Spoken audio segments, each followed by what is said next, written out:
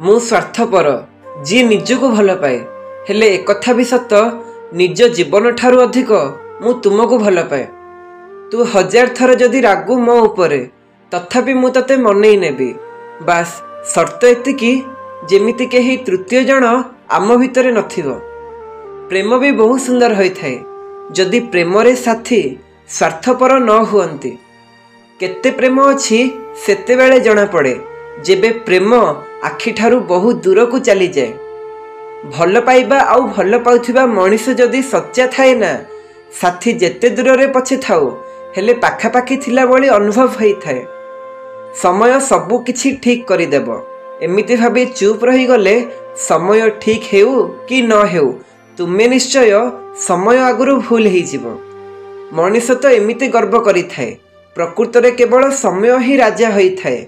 जी केते बेले काहाकू भी राजारू चाकर नहेले चाकररू राजा करि देई थाए। तुमे जहा कहिले भी ताकू सही जाए चुपचाप सुनी थाए कारण मु तुमको हरेबाकू चाहे ना। तुम सह कांदिबा मो पाई प्रेम थिला किंतु आज तुम बिना हसीबा आज मो पाई भाग्य बनी गला। काहाकू चाहिबा आकर्षण होई पारे किंतु काहा बाटको सब बेले चाहिकी रहिबा निश्चय प्रेम ही होई थाए।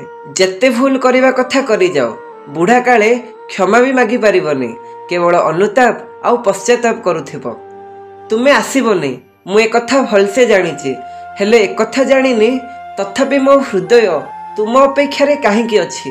बेले बेले आम भरोसा भांगिथिबा मनीष अपेक्षा निज उपरे अधिक राग आसी थाए काहेकि ताकू चिन्हिबारे भूल कली बोली। समय रे न कहि पारिथिबा कथा पुणी समय समय रे भारी कष्ट देई थाए। मनीष टिके टिके कथारे रागी जाई कुकुर भली चित्कार करिबा सिखि जाईछि किंतु कुकुर ठारू कुकुर भली विश्वस्त हेबा सिखि पारिला नाही। स्वप्न आ इच्छा मनीष जीवन रे जेते कम रहिबो जीवन रे आनंद सेते अधिक रहिबो। गोटिए संपर्क सेते बेले झाउली जाए जेते बेले दुई जनक समस्या को केही तृतीय लोक समाधान करने को चेष्टा करे। जदि संपर्क तुमर तेबे ताकू रखिबो कि भांगिबो ये निष्पत्ति भी तुमर हेबा दरकार। अन्य को कही संपर्कर महत्व कमाओ नहीं।